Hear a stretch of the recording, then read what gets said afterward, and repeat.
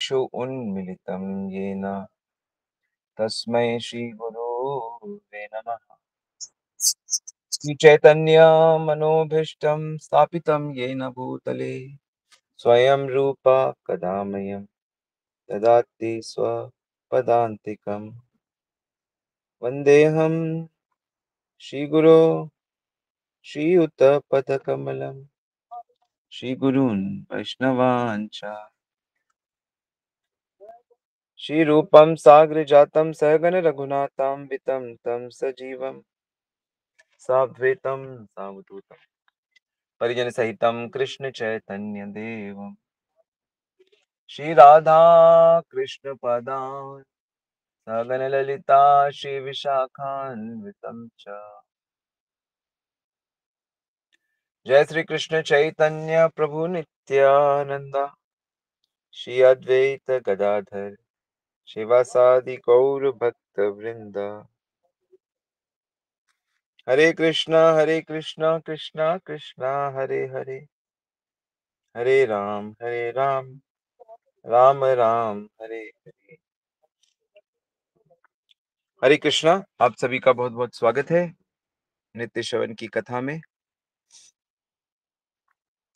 और आज हम लोग प्रश्नोत्तरी करना चाहेंगे। तो आप लोग अपने प्रश्न सोचिए और लिखिए और या पूछ सकते हैं। पर उससे पहले मैं बताऊं, अभी मैं श्री विट्ठल देव के दर्शन करके आया हूँ, जस्ट अभी 5 मिनट पहले। पंढरपुर धाम महाराष्ट्र में है, मुंबई से कुछ 400 किलोमीटर दूर। तो महाराष्ट्र के मूल विग्रह विट्ठल देव, रुक्मिणी विट्ठल,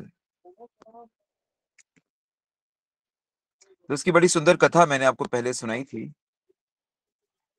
तो बड़े स्वयंभू विग्रह का मतलब होता है जो भगवान की मूर्तियां अपने आप प्रकट होती हैं, उनको स्वयंभू कहते हैं। जैसे राधा रमन जी, वृंदावन में आप लोगों ने राधा रमन जी के अवश्य दर्शन किए होंगे, और अगर नहीं किए तो 2025 में जरूर करिए। तो वो स्वयंभू हैं, उनको किसी ने बनाया नहीं। ऐसे ही जैसे श्री बांके बिहारी जी हैं, तो वो भी स्वयंभू हैं। ऐसे ही टोटा गोपीनाथ हैं जगन्नाथपुरी में, और अनेक अनेक विग्रह इस कैटेगरी में आते हैं। तो उसमें से एक विग्रह विट्ठल जी हैं। तो इसकी शॉर्ट स्टोरी मैं आपको सुनाता हूँ, तब तक आप अपने प्रश्न नोट करिए। भगवान जो है वो अपने भक्तों की भक्ति से प्रसन्न होते हैं। मूल सिद्धांत यही है। तो एक एक व्यक्ति था, उसका नाम था पुंडलीक। पुंडलीक उतना अच्छा व्यक्ति नहीं था, क्योंकि वो अपने माता पिता की इतनी सेवा नहीं करता था। इनफैक्ट उनको वो बहुत कष्ट देता था। और जब उसका विवाह हुआ तो उसकी पत्नी आई, तो जोरू का गुलाम बना, पत्नी का ध्यान रखता लेकिन माता पिता का नहीं। तो माता पिता ने कहा कि चलो हम लोग काशी यात्रा के लिए जाते हैं, तो कम से कम इस बेटे से छुटकारा तो मिलेगा। और तब तो पैदल जाते थे, तो कुछ महीनों के लिए तो छुटकारा मिलेगा कम से कम, और वहीं रुक जाएंगे, अच्छी जगह मिलेगी। तो ये पुंडलिक कहता मैं भी जाऊंगा। तो वो अपनी पत्नी के साथ माता पिता के साथ चल पड़ा, और एक घोड़ा ले लिया, और घोड़े में पति पत्नी बैठते थे और माता पिता को पैदल चलाता था। और उसमें भी उनको डांटता रहता था। जब ये लोग चल नहीं पा रहे थे तो इनको रस्सी से बांध के घोड़े से बांध दिया था। मतलब इसने इतना इसका तिरस्कार किया। तो जब ये काशी के पास पहुंचने वाले थे, तो उसके पहले रात को एक गांव में रुके थे। तो 2 दिन उनको रुकना पड़ा उस जगह पे। तो इसने एक आश्रम में, जहाँ पे रुके थे उसके सामने एक आश्रम था, उसमें देखा इसने कि 3 बड़ी सुंदर देवियां एक आश्रम में जा रही हैं, लेकिन उनके कपड़े बहुत गंदे हैं। तो उसने देखा वो वहां गई हैं अंदर, और वहां जाके वो झाड़ू पोछा ये सब कर रही है, सफाई कर रही है। और फिर उसने बाद में देखा कि वो लोग बिल्कुल सजी-धजी, साफ-सुथरे पहन के निकल रही हैं। फिर अगले दिन, दूसरे दिन उसने फिर देखा कि शाम को वो लोग जा रही हैं ऐसे। तो उससे रहा नहीं गया। वो गया उनके पास, उन स्त्रियों को प्रणाम करके बोलता, "आप लोग कौन हो?" पूछता है उनसे, तो बताते हैं कि हम लोग, मैं गंगा हूँ, ये जमुना है और ये एक दूसरी नदी, हम देवियाँ हैं। कहती है, "ये माजरा क्या है?" तो ये बताती हैं कि देखो, अनेक लोग हम पे पाप धोने आते हैं, तो हम गंदे हो जाते हैं। तो हम अपना पाप कहाँ धोएँ? तो हम इस आश्रम में आ जाते हैं, यहाँ की सफाई करते हैं, यहाँ की सेवा करते हैं, तो इससे हम पवित्र हो जाते हैं। तो जो भी भक्तिमय क्षेत्र होता है, कोई भी गुरु का, भक्त का आश्रम होता है, मंदिर होते हैं, धाम होते हैं, वहाँ पे फिज़िकल सेवा करने से हमारे चित्त का मार्जन होता है, हम विनम्र बनते हैं, मन साफ होता है। तो उसने कहा, "ये कौन से स्वामी हैं?" तो बोला, "ये भगवान के भक्त हैं और ये अपने केवल भगवान के भक्त नहीं है, ये अपने माता-पिता के भी बड़े भक्त हैं। ये अपने माता-पिता में ही भगवान के दर्शन करके उनकी सेवा करते हैं।" तो उनका नाम होता है कुक्कुट स्वामी। तो इसको बड़ी ग्लानि होती है कि मैं तो अपने माता-पिता की बिल्कुल सेवा नहीं करता। तो कुक्कुट स्वामी से ये मिलते हैं पुंडलीक, और उनसे भगवत ज्ञान लेते हैं और उनका चित्त परिवर्तन हो जाता है। अब फिर ये कसम खाते हैं कि अब मैं भी अपने माता-पिता को भगवत स्वरूप मानकर ही सेवा करूँ।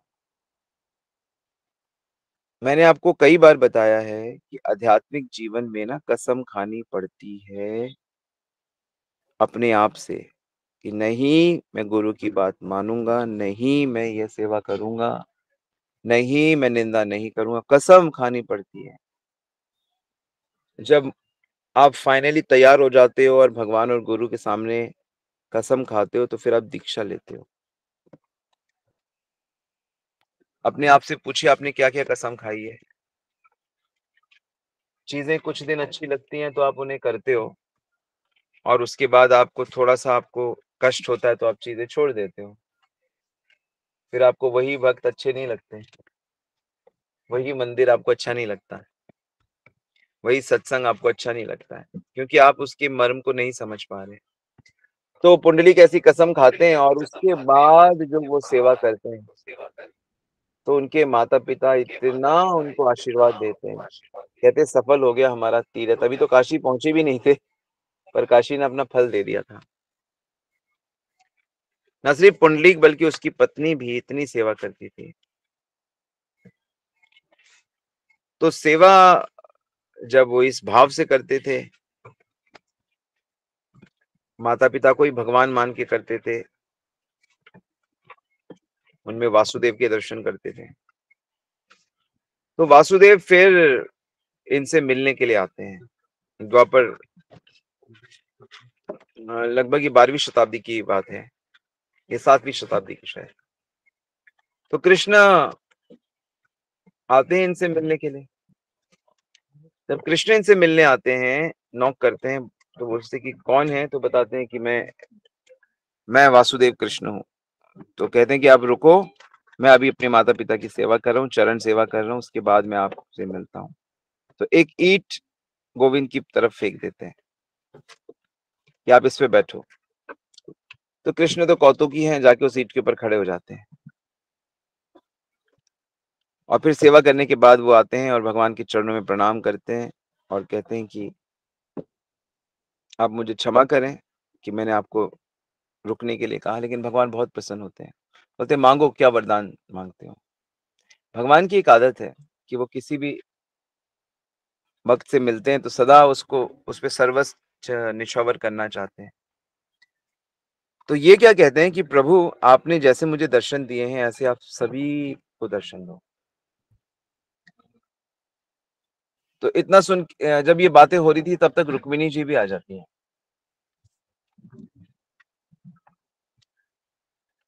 तो ये दोनों आशीर्वाद देते हैं कि ठीक है, हम देंगे, लेकिन हम साक्षात तो नहीं दे सकते, क्योंकि कलयुग के लोग इतने इतने पुण्यवान नहीं है तुम्हारी तरह। इतने भक्त नहीं हैं, लेकिन जो सच्चे भक्त होंगे वो हमारे साक्षात दर्शन कर सकते हैं, अन्यथा हम विग्रह रूप में साक्षात रूप से रहेंगे। तो यहाँ पे दर्शन हुए, और लेकिन यहाँ पे एक विशेष बात ये थी कि अन्य स्थानों पे तो हम विग्रह के दर्शन दूर से करते हैं, लेकिन यहाँ पे पंडित हमारे सर को भगवान के चरणों में स्पर्श कराते हैं।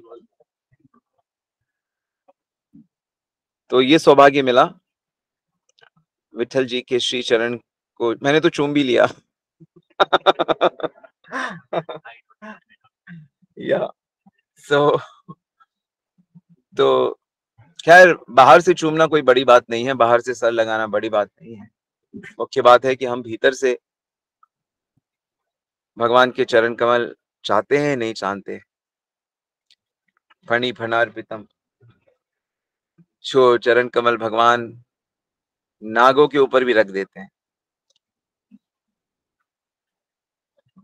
तो इस तरह भगवान विठल रूप से प्रकट हुए, और तब से महान महान भक्त इनके हुए हैं। मैंने आपको थोड़े दिन पहले चोखा मेला की कथा सुनाई थी, कैसे वो उनको प्रवेश में वर्जित था, लेकिन वो कीर्तन करते हुए अंदर चले गए थे और उनको पीट कर बाहर निकाल दिया था। तो जनाबाई ने लिखा था कि आज ठाकुर जी चोखा के उस पे बिक गए, ऋणी हो गए, चोखा के ऋणी हो गए, क्योंकि चोखा ने उनके लिए मार खाई। तो भगवान ने चोखा को अपने चरणों में स्थान दिया, उनका समाधि भी वहीं बना हुआ है मंदिर के ठीक सामने। तो भगवान के साथ रिश्ता बनाना सबसे मुख्य है। पहले तो जानना पड़ेगा कि वो हमारे हैं। दिखने वाले माता पिता, दादा दादी, नाना नानी, भाई बहन, ये हमारे सगे नहीं है। हमारी आत्मा के हमारे सगे भगवान ही हैं, रुक्मिणी कृष्ण ही हैं, राधा कृष्ण ही। रुक्मिणी राधा का ही विस्तार है, जितनी भी रानियां हैं वो सब कृष्ण राधा रानी के विस्तार होते हैं, अलग अलग रूप होते हैं। तो हमारे जो अपने सगे हैं वो राधा कृष्ण भगवान है। तो जैसे इस बात को समझकर हम अपने रिश्ते को पुष्ट करना चाहते हैं, तो हम फिर भक्ति करते हैं सीरियसली, गंभीरता से, आलस छोड़कर, निद्रा छोड़कर।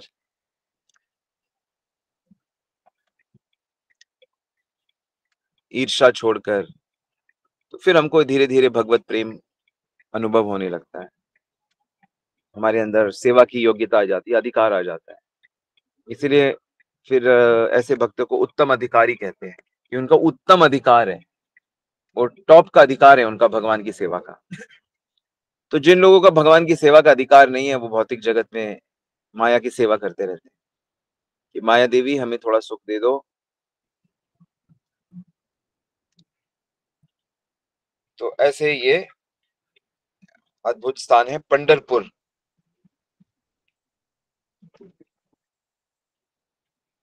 तो आप सबके लिए भी अरेंज करेंगे भविष्य में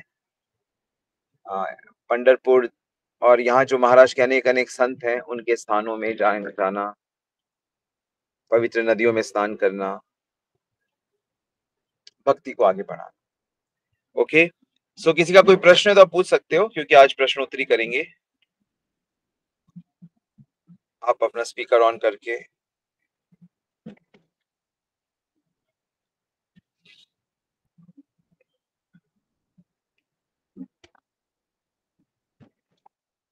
हरे कृष्णा प्रभु जी। हरे कृष्णा। हमारा विठल जी के चरणों में तो दंडवत प्रणाम है ही, आपके चरणों में भी आपने छवि दिखाने की कोशिश करी है हमें, तो हमें बहुत खुशी हो रही है कि आप होके आए हो वहां पे। तो कभी हम भी जाएंगे। मैं वही हूँ अभी। अभी वही है। जी जी बिल्कुल, धन्यवाद अच्छा आपका। हाँ जी प्रभु जी, मेरा एक क्वेश्चन है। मैं फर्स्ट कैंटो में कल पढ़ रही थी श्री भागवतम में, कि जब चैतन्य महाप्रभु जी का अवतरण हुआ है तो उस दिन चंद्र ग्रहण था, और चंद्र ग्रहण में सब गंगा नदी में स्नान कर रहे थे, और यही मंत्र जो महामंत्र है इसका भी जाप कर रहे थे। लेकिन जैसे हम कहते हैं कि चैतन्य महाप्रभु जी ने ही महामंत्र का अवतरण करा है, जैसे ही वो आए हैं, तो क्या ये पहले भी था महामंत्र उनके आने से पहले? हाँ, ये मंत्र पहले भी था, लेकिन सब लोग महामंत्र का जप नहीं कर रहे थे। अनेक लोग कृष्ण कृष्ण कह रहे थे, राम राम कह रहे थे, विष्णु विष्णु कह रहे थे, पर जी। कुल मिला के प्रभु नाम ले रहे थे। और कुछ लोग जो जानते हैं गंभीरता से, परंपरा हाँ से जी। जुड़े हैं, वो लोग हरे कृष्ण मंत्र जानते थे। अच्छा जी। जी, अच्छा जी, मंत्र तो इसका मतलब अनेक युगों पहले से है। था। जी जी, हाँ, चैतन्य महाप्रभु जी ने प्रसार ज्यादा करा, उनका सबको बिल्कुल बांटा, बिल्कुल बिल्कुल बिल्कुल। इसलिए। जी, धन्यवाद प्रभु जी। दंडवत प्रणाम। हरे कृष्ण धन्यवाद। हरे कृष्ण।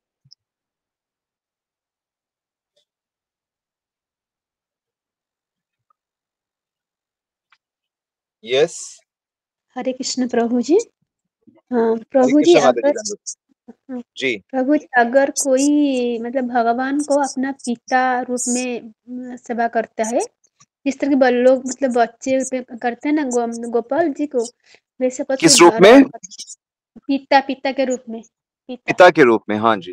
मतलब वो पिता है या हम उनके बच्चे हैं, और ये भाव है यस, प्रभु जी, तो प्रभु जी ये भाव को क्या हम वात्सल्य भाव का सेवा कहेंगे?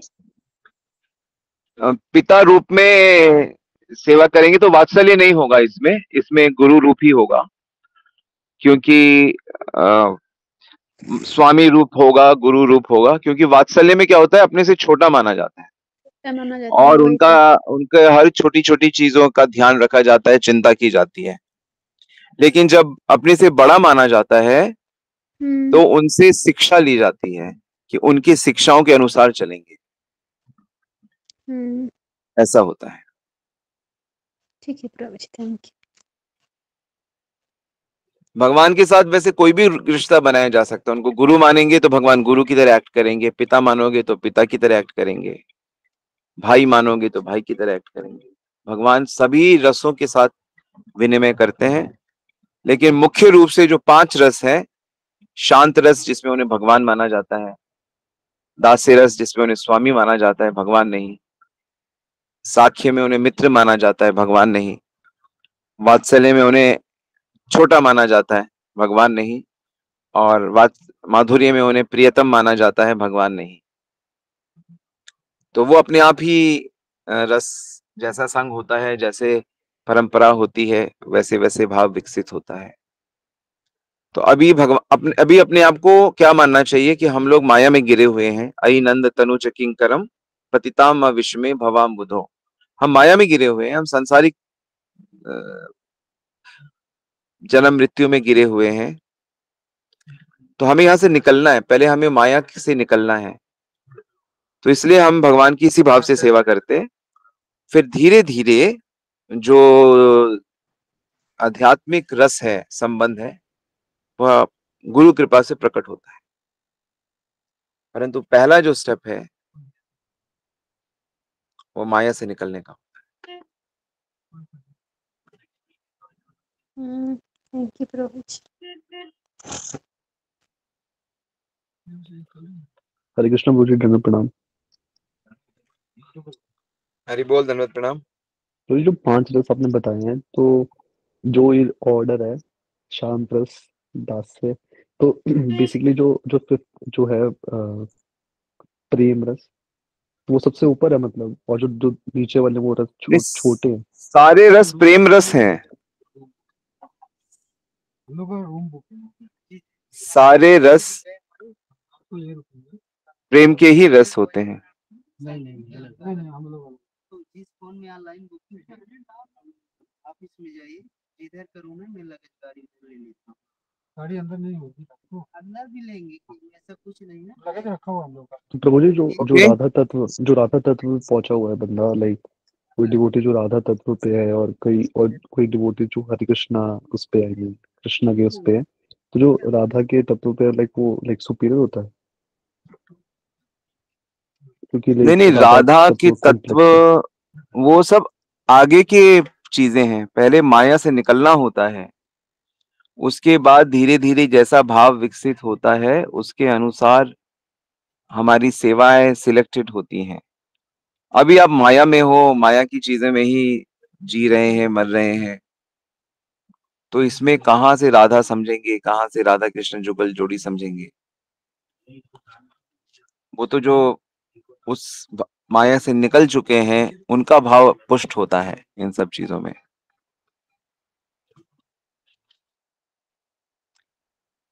भावों में जो क्या होता है, सुपीरियर इंफीरियर नहीं होता। इनफैक्ट हर जो रस होता है वो दूसरे रस को अपने से ज्यादा सुपीरियर मानता है। लेकिन रस की दृष्टि से कौन से रिलेशनशिप में सेवा का ज्यादा अधिकार होता है, तो माधुर्य रस में सेवा का ज्यादा अधिकार होता है, इसलिए उसको रस की दृष्टि से सुपीरियर मानते हैं। ठीक है। Thank you Prabhuji, Hare Krishna. Superior inferior का जो कॉन्सेप्ट है वो मटेरियल कॉन्सेप्ट है। स्पिरिचुअल वर्ल्ड में हमेशा अपने को इंफीरियर माना जाता है उस दृष्टि से। मटेरियल वर्ल्ड में हमेशा अपने को सुपीरियर बनाने की कोशिश की जाती है। इसी कारण से हम मटेरियल वर्ल्ड में भी हम वो वाली पूजा भक्ति करना चाहते हैं जो सबसे सुपीरियर हो। हम हमेशा उसी चीज को प्रेफरेंस देते हैं कि हम सुपीरियर हैं, हमारा मंत्र सुपीरियर है, हमारा गुरु सुपीरियर है, हमारा ये परंपरा सुपीरियर है। ये बात है।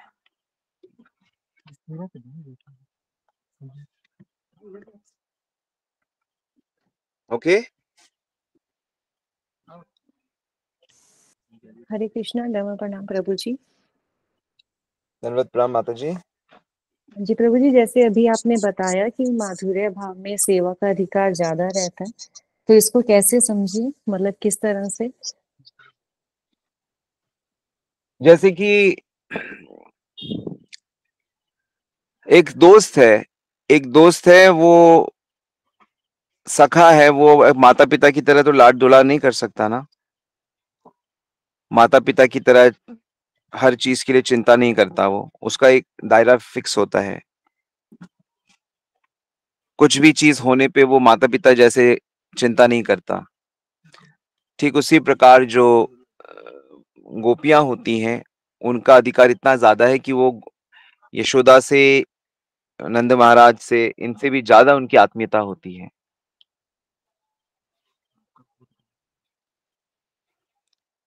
ठीक है, और चर्चा करेंगे इसके आगे चलकर, धीरे धीरे चर्चा करेंगे। हाँ जी, थैंक यू प्रभु जी। हरे कृष्णा, दंडवत प्रणाम।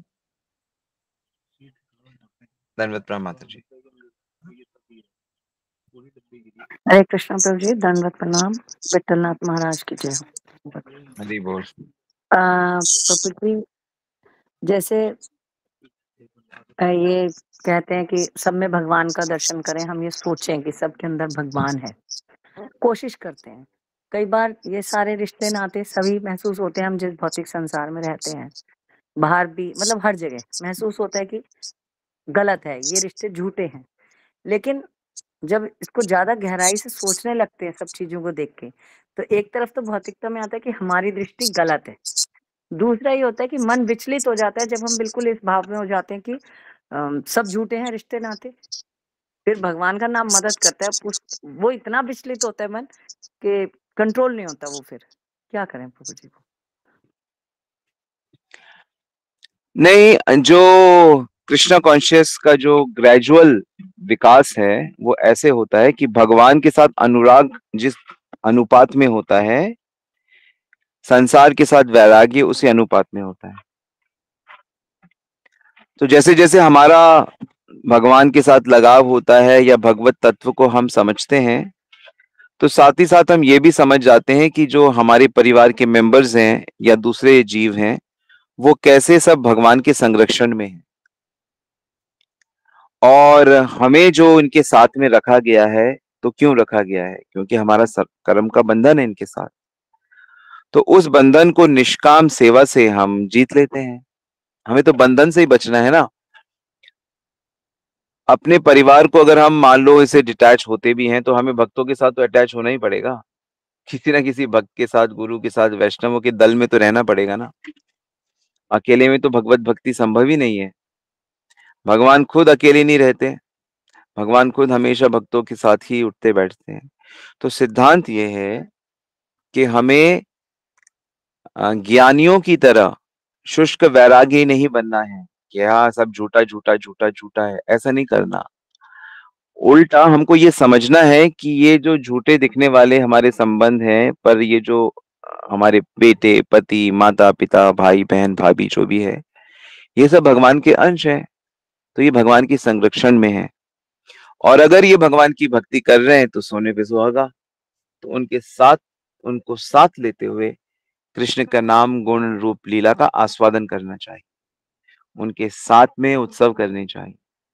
ऐसे होता है। हमारा जो वैराग्य है उसको युक्त वैराग्य कहते हैं। मतलब चीजों के साथ आप जुड़े हुए हो, लेकिन क्यों जुड़े हुए हो? क्योंकि उसका कृष्ण के साथ संबंध हो रहा है। तो हर वस्तु को कृष्ण के साथ जोड़कर उसे कृष्ण के चरणों में अर्पित करना चाहिए। ये सिद्धांत के साथ वैष्णव जीते हैं। इसलिए चाहे वो घर में रहते हैं तो भी मजे में रहते हैं, चाहे वो मंदिर में रहते हैं तो भी मजे में रहते हैं, या वो पेड़ के नीचे रहते हैं तो भी मजे में रहते हैं। तो हर स्थिति में वैष्णव भक्ति कर लेता है। ठीक है? जी प्रभु जी, धन्यवाद, प्रणाम। ये जो आपने बोला ना कि पहले कि नहीं वो झूठे रिश्ते, ये मायावादियों का सिद्धांत है। वैराग वाला ये सब गलत है, चलत है, ये छोड़ो छोड़ो इसको। हमारा सिद्धांत ये नहीं सिखाता हमें। हमारा सिद्धांत सिखाता है कि अगर कोई भक्त नहीं है तो उसे भक्त बनाओ, उसे कृष्ण के बारे में बोलो। क्योंकि कोई भी वस्तु, कोई भी जीव भगवान के बाहर नहीं है ना। वास्तव में जब तक आप उसे भगवान का नहीं देखते तब तक आपकी दृष्टि में कमी है।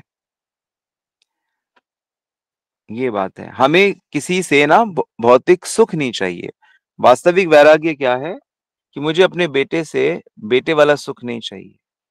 बेटे की बहू आएगी, मेरी सेवा करेगी, नहीं चाहिए वो सुख। मेरा पति मेरा ध्यान रखेगा, नहीं। मेरे पास धन है, धन से मैं सुरक्षित रहूंगी, नहीं। मेरे पास बहुत बड़ा कुटुंब है। तो कोई भी सांसारिक वस्तु से सुख की अपेक्षा नहीं करना ही वैराग्य है वास्तविक। ये तो नित्य सन्यासी, ये ना द्वेषती ना कांक्षती, जो किसी भी वस्तु से द्वेष नहीं करता और किसी भी वस्तु को चाहता नहीं है अपने लिए, वही तो त्यागी है, सन्यासी है। क्लियर हुआ कुछ? जी प्रभु जी। क्या क्लियर हुआ? प्रभु जी ये है कि भौतिक दृष्टि में सब रिश्ते नाते हैं, लेकिन ये कि अगर हमें किसी से कोई इच्छा नहीं है, कि अपेक्षा नहीं करनी चाहिए किसी सुख से, की, सुख की कोई भी सुख की अपेक्षा नहीं करनी चाहिए कि कोई हमारे लिए कुछ करने वाला है। लेकिन उसमें भगवान को देखते हुए अगर भक्त वो हमारे साथ जुड़ते हैं तो अच्छी बात है, नहीं जुड़ते हैं तो भी कोई बात नहीं, भगवान के अंश हैं सब। हाँ। और हम अगर मान लो क्योंकि हम उनके बेटे हैं या पति हैं, पत्नी हैं या माँ है या बहन है, तो वो रिश्ता तो हमारे कर्म का बंधन है। तो उसमें भी हम भक्ति ही करेंगे, निष्काम भाव से सेवा करेंगे।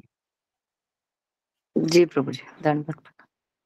तो हम ठीक कैसे होंगे? हमें सुकून कैसे मिलेगा? कि सुकून तैसे मिलेगा कि जब हम इसकी प्रैक्टिस करेंगे तो भगवान हमारा स्क्रू ठीक कर देंगे। इसलिए हम ठीक हो जाएंगे, क्योंकि ठीक करने वाला परफेक्ट है। हम इम्परफेक्ट हैं, लेकिन हमें ठीक करने वाला डॉक्टर परफेक्ट है। वो चूकता नहीं है, इसीलिए उनको अच्युत कहते हैं। ठीक है? इसीलिए आप जीत जाओगी। जी हरि बोल। प्रभु जी, हमारे लिए पहले आप अच्युत हैं, आगे भगवान का माध्यम है। हाँ, धन्यवाद भगवान की प्रणाम हर प्रभु चीज जी। अच्छी है, जी चूकेगी प्रभु जी। नहीं। और कोई सवाल? हरे कृष्णा प्रभु जी, धन्यवाद प्रणाम प्रभु जी। जी राम प्रभु। प्रभु जी एक थोड़ी दंडवत शंका है, प्रणाम। ये कि जैसे हम एकादशी, प्रभु जी हम जैसे अब एकादशी के व्रत रहते हैं। हेलो प्रभु जी, हम एकादशी के व्रत रहते हैं, जैसे रात के 12 बजे से पानी यानी पीना बंद कर देते हैं, तो क्या मतलब 12 बजे से पानी पी सकते हैं या नहीं पी सकते हैं? मैं जितना कंफर्म करना है। देखिए हमारे इस्कॉन में एकादशी का जो मूल ये है कि हमें बहुत ज्यादा ना अपने शरीर को तपाना नहीं है, हमें अपने मन को अच्छा ज्यादा तपाना है। हमें अपने मन को तपाना है। जी तो हमें मन से क्या जी करना है, प्रभु आप कह दो कि मैं पानी नहीं पीऊंगा, उससे अच्छा है कि आप माला डबल कर दो। आप कहोगे कि अच्छा मैं फल प्रभु नहीं खाऊंगा, मैं एकादशी का अन्न नहीं, एकादशी में जो लेते हैं प्रसाद वो नहीं खाऊंगा, उससे अच्छा है कि आप गीता या भागवत पढ़ो। तो अच्छा प्रभु जी हमें मन को तपाना होता है। आप शरीर से उतना ही करोगे जितने में आपको भोजन की चिंता ना हो, याद ना आए। ठीक है जी प्रभु जी हमारा जी, पानी सुबह सिद्धांत समझ गए? डेली पानी पीने की ये पानी इन सब के चक्करों में मत पड़िए कि मेरे को बिल्कुल पानी नहीं पीना है, मेरे को ये नहीं करना है, मुझे वो नहीं करना है। आप शरीर से बहुत कम प्रसाद लीजिए, फल ले लीजिए थोड़ा सा, अगर आपको कमजोरी होती है तो थोड़ा आलू का कुछ बना ले लीजिए, दूध शरबत ले लीजिए, लेकिन जम के नाम जप करिए। जी प्रभु जी नाम जब ज्यादा करना है खाने पीने की भी बिल्कुल डबल, श्रवण कीर्तन स्मरण, ये 3 चीज आप लिख लो जरा इसके कहीं पे जी ना, जी जी कि मुझे श्रवण कीर्तन स्मरण ज्यादा करना है, चाहे मैं यात्रा में जाऊं, चाहे एकादशी हो, चाहे कोई उत्सव हो, चाहे कुछ भी हो, ये बढ़ना चाहिए बस। जी जी बिल्कुल ठीक है प्रभु पानी नहीं पीना चाहिए पानी नहीं पीना चाहिए ना प्रभु पानी पी सकते हैं ना प्रभु नहीं, पानी पियो, आप जम के पियो पानी। ठीक है प्रभु जी आपके और भगवान के बीच में पानी कभी नहीं आ सकता। ठीक है प्रभु जी ठीक है प्रभु जी पानी नहीं आ सकता। ठीक है प्रभु जी मैं खुद बिना पानी के मैंने 18 साल जन्माष्टमी रखी है। 18 साल में 5 साल की उम्र से जन्माष्टमी व्रत रख रहा हूँ बिना पानी के। और जब मैं इस्कॉन में भक्त बना तो पहली ही जन्माष्टमी में मेरे को आलू खिलाया गया, फल खिलाए गए और जूस पिलाया गया। अच्छा और महाराज ने बोला मुझे, गोपाल कृष्ण महाराज ने, कि हम लोग जन्माष्टमी में सेवा के लिए बने हैं। हमें ये नहीं कि भूखे प्यासे हम बस पड़े रहें बिस्तर पे और बैठे रहें। नहीं, हमको भक्तों की सेवा करनी है, हमें भगवान का प्रचार करना है। तो ये तब बात समझ में आई कि मुख्य लक्ष्य क्या है। जी प्रभु जी ठीक है, ठीक है प्रभु तो मन को तपाओ, ठीक है प्रभु जी व्रत लो। एकादशी के दिन एक भी निंदा नहीं करूंगा, एक भी भौतिक गीत नहीं सुनूंगा, एक भी भौतिक समाचार नहीं सुनूंगा, एक भी भौतिक चर्चा नहीं करूंगा। ये वाला प्यास रख करके दिखाओ जरा। जी प्रभु जी ठीक है, प्रभु ठीक है हरे कृष्णा प्रभु जी दंडो प्रणाम प्रभु जी हरे कृष्ण हरे कृष्ण प्रभु जी। प्रभु जी, अगर आपको सही लगे तो क्या आप आपका जो जर्नी है ना वो थोड़ा बोल सकते हैं? कौन सा जर्नी? भक्ति में इस्कॉन कैसे आया? भक्ति में कैसे आए हैं? फिर किसी और दिन, अभी तो समय ठीक है, नहीं है। ठीक है प्रभु जी, ठीक है। गुरु महाराज कहते हैं ऐसा व्रत नहीं रखना चाहिए जिससे साधना में विघ्न पड़े। जी नवीन प्रभु धन्यवाद, बिल्कुल ठीक बात, सार बात है। ओके, तो हम लोग आज यहीं रुकते हैं। Thank you very much. सभी को बहुत बहुत शुभकामनाएं। श्रील प्रभुपाद की जय, श्री गुरु महाराज की जय। गुरु प्रेम। थैंक यू प्रभु जी, दंडवत प्रणाम प्रभु जी। सबको धन्यवाद प्रणाम।